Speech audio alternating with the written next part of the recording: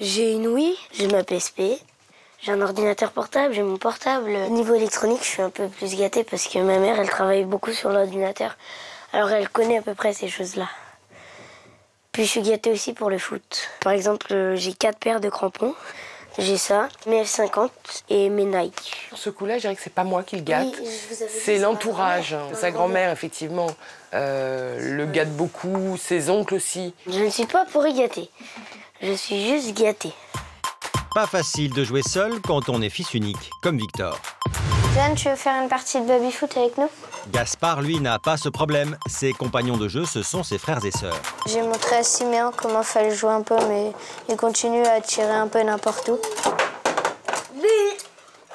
La famille nombreuse serait-elle le modèle idéal? Partage, émulation, entraide. Les enfants uniques, eux, auraient tous les défauts. Souvent, ce qui est évoqué, c'est qu'il serait égoïste, c'est qu'il serait individualiste, un peu triste. Pour y gâter. Tout est un peu tout centré autour de lui. hyper protégé, donc timide, replié sur lui-même, qu'il n'aurait pas beaucoup d'amis. Les enfants uniques sont-ils à plaindre ou à envier? Nous allons découvrir le quotidien de 2 familles. Victor, 10 ans, vit seul avec sa maman. Gaspard, même âge, est le grand frère de Jeanne et Siméon. Toi bien, toi. Gaspard veille sur ses frères et sœurs, mais il doit aussi partager, voire céder quelques affaires personnelles. Je lui ai donné des voitures. Il l'a un peu cassé depuis que je lui ai donné. Le train, c'est moi qui lui ai tout donné. J'y tiens encore un peu quand même. Ça aussi, c'était à moi, non? Un t-shirt. Je trouve pour les habits de mon frère. Gaspard, un modèle pour Siméon. Je vais te montrer ce qu'on va faire, si tu veux bien. Ici, c'est la voie pour les marchandises. Victor n'a pas de grand frère, Victor, mais serre-toi, vas-y, on y va.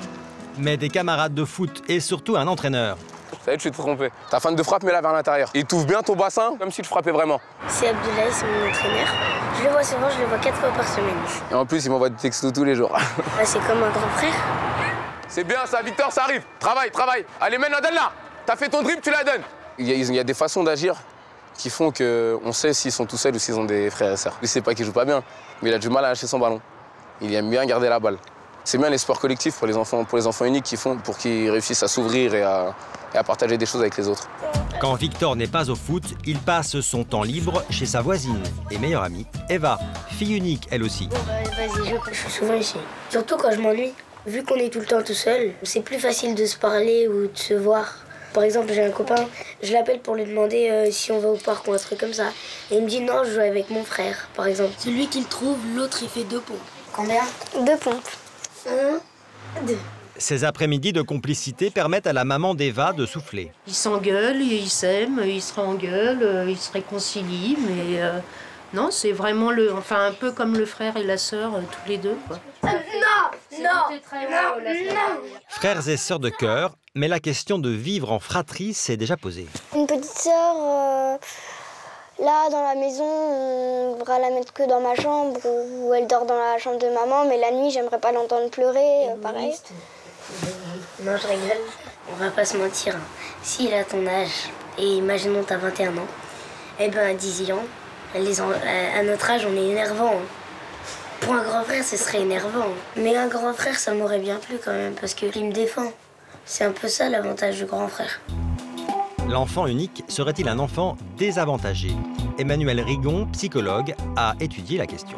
Les difficultés de l'enfant unique, c'est surtout ce qu'il imagine. Est-ce que ça doit être bien d'avoir des frères et sœurs? On n'est jamais seul, on est tout le temps soutenu, on est tout le temps dans quelque chose de très drôle, on s'amuse, on s'ennuie jamais. Donc, évidemment, c'est loin d'être la réalité.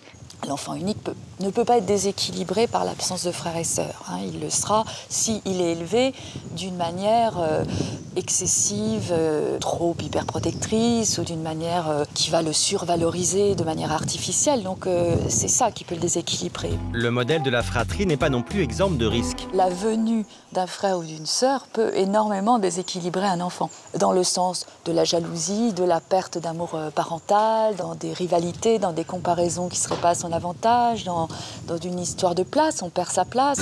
Veiller à ce que chacun trouve sa place, ne pas faire de jaloux, c'est le défi quotidien d'Armel et Jean-Philippe, les parents de Gaspard. Ah oui, tous les jours, il y a des conflits entre garçons et filles. Mais il faut aussi faire très attention à ce que tout le monde ait la même chose. Parce que parfois, il y a vraiment des calculs au demi-centimètre pour que la taille de la part soit la même pour tout le monde. Ah, Là, c'est pas le cas. Quand on en a un tout seul, les relations et le comportement de l'enfant sont très différents de quand on a les trois. Et ça, c'est sûr, et on fait pas les mêmes choses, du coup. Avec un, c'est plus facile, mais avec 3, au moins, on a de l'aide pour les tâches ménagères. Je l'évite pour les petits oiseaux, les miettes. C'est un tableau de responsabilité pour toute la semaine. Mardi, Gaspard doit aider à mettre le couvert. Mardi, moi, je dois aider Siméon pour se brosser les dents et pour mettre ses chaussures avant de partir à l'école. Si je n'avais qu'un enfant, il devrait peut-être tout faire à chaque fois, ou alors jamais, et c'est nous qui ferions tout. 19h, Victor est rentré de sa journée bien remplie. Il retrouve sa maman rien que pour lui. Il y a plein de câlins de sa mère et tout, et c'est réconfortant.